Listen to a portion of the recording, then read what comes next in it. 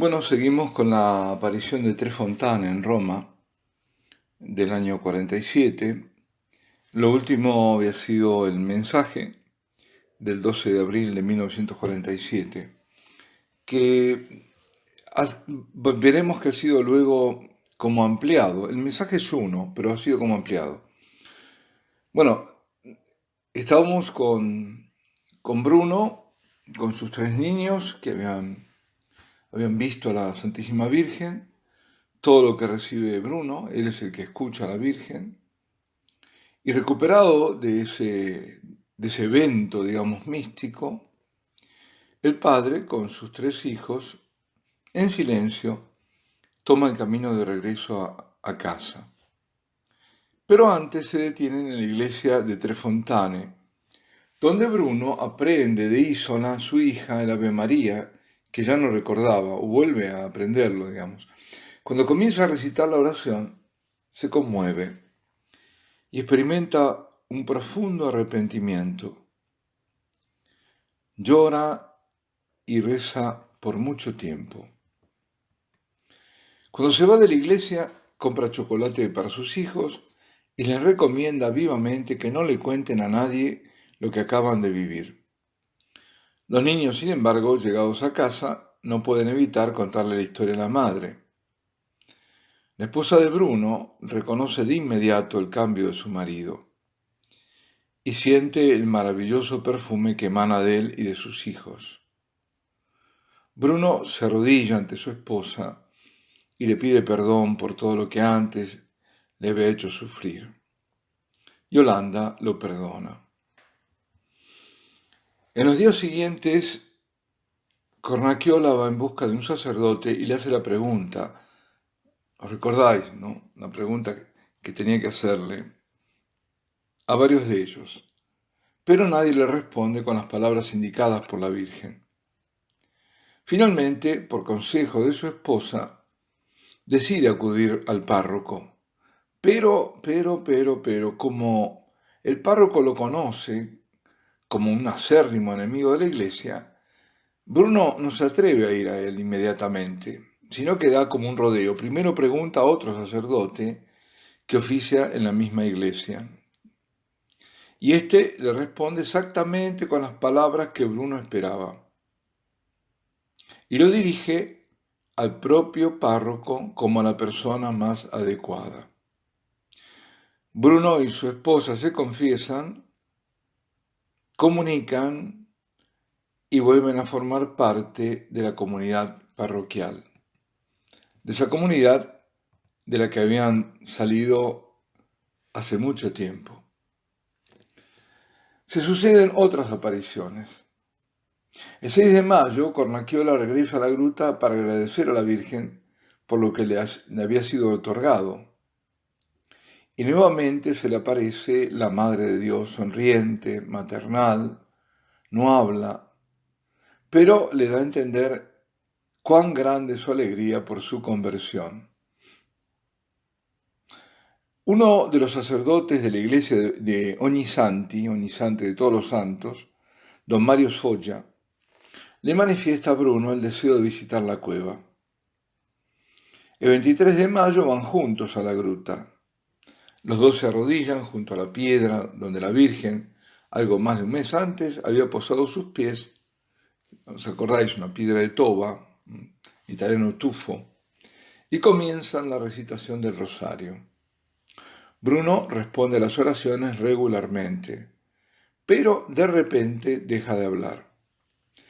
Entonces don Mario quiere mejor ver qué sucede, pero mientras está a punto de hacerlo, recibe una descarga eléctrica que lo bloquea, volviéndolo incapaz de cualquier movimiento.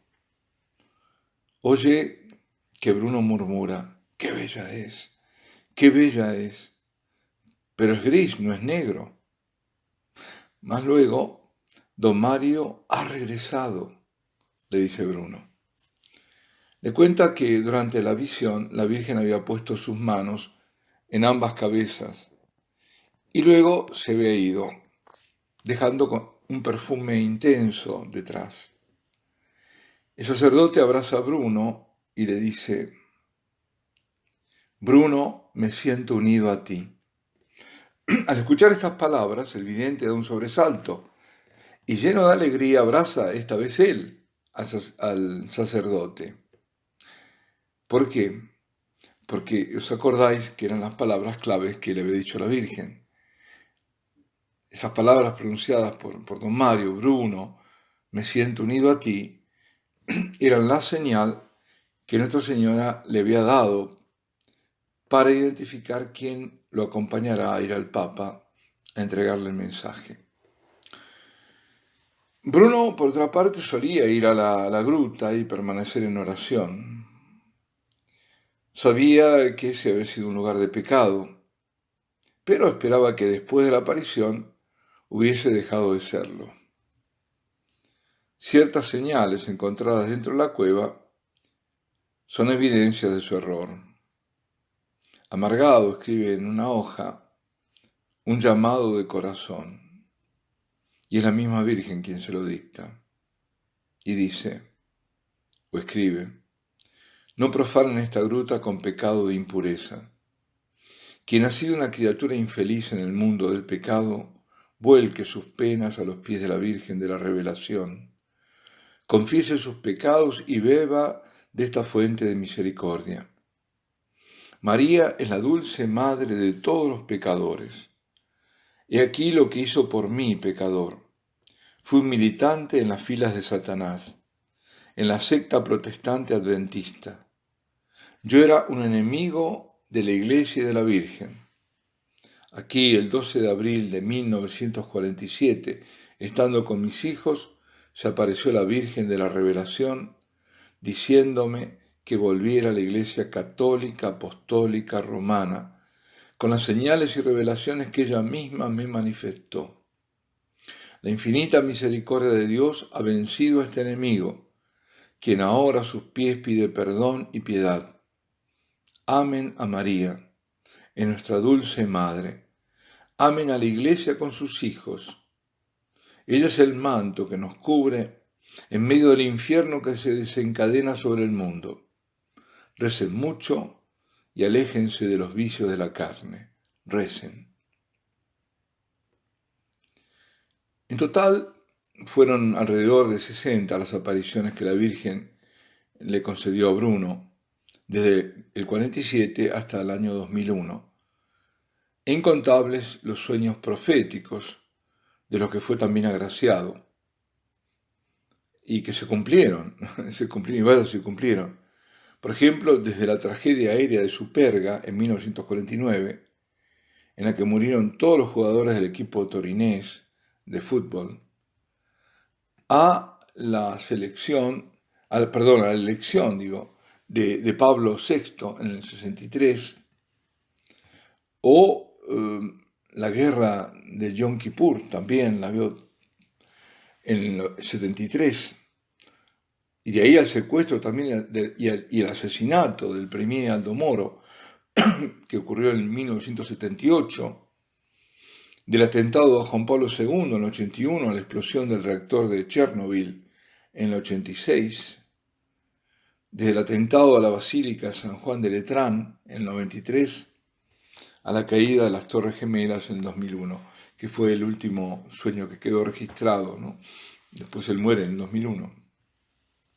Todos estos sueños proféticos, y había otro también muy terrible, ¿no? Que decía que tenía que ver con la iglesia y que, pedía al Señor que no fuera así, ¿no? Todos estos sueños proféticos estaban ocultos en los archivos del Vaticano y fueron encontrados y publicados por Saverio Gaeta en su libro I segreti dei diari de Bruno Cornacchiola.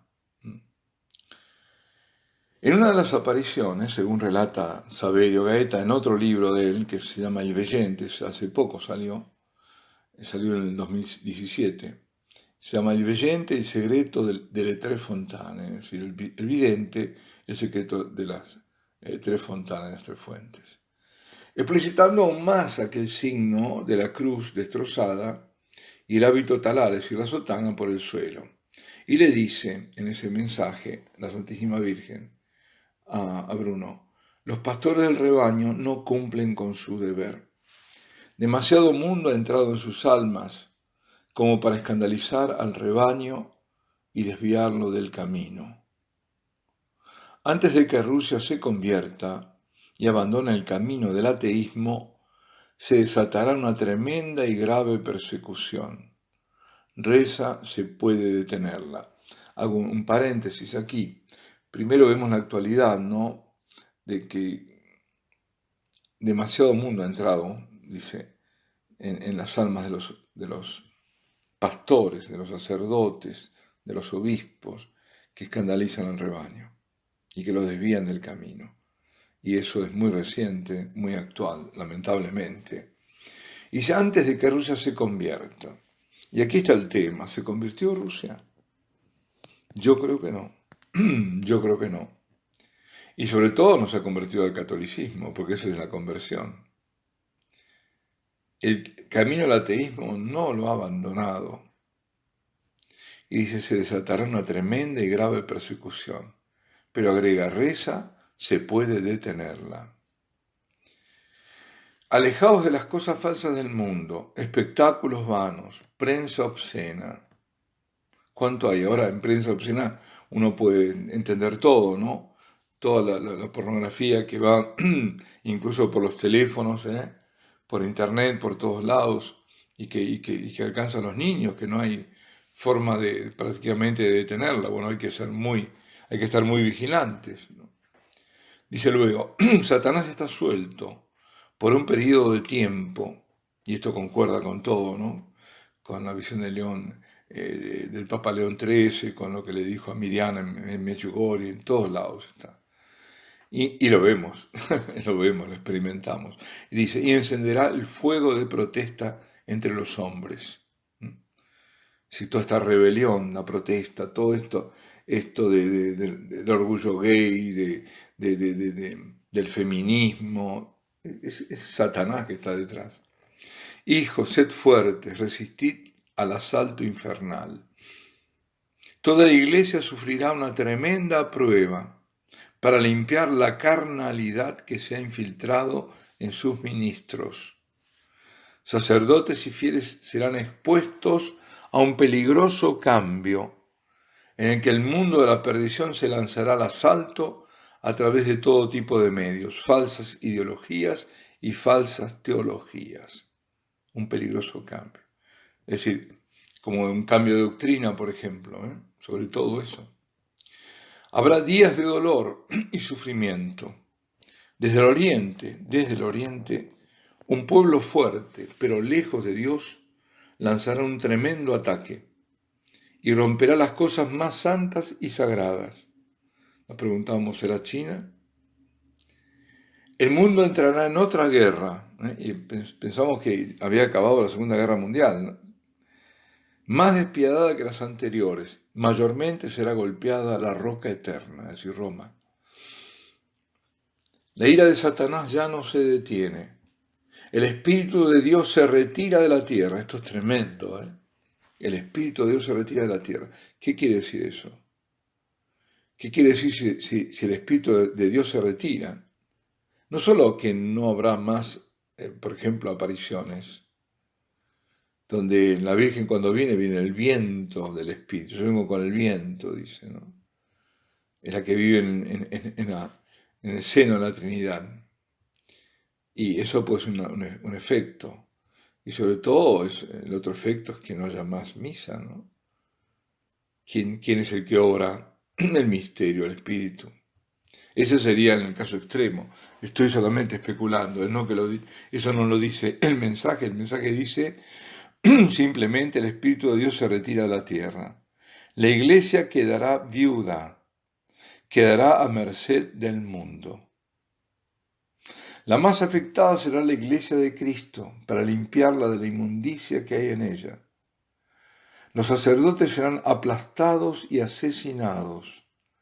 He aquí, es decir, esta es la explicación, de la cruz rota junto a la sotana del desvestirse exterior sacerdotal. Es decir, los sacerdotes que no quieren utilizar no solo la sotana, sino que quiere el clergyman, nada, ninguna identificación.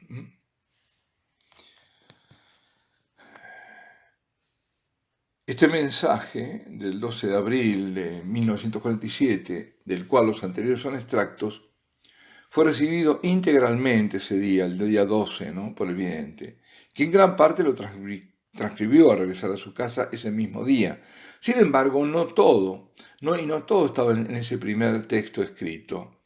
Posteriormente lo completó en otras 3 fechas: el 21 de febrero del 48, en los días de la Asunción, 15 de agosto, tanto del 49 como del 58.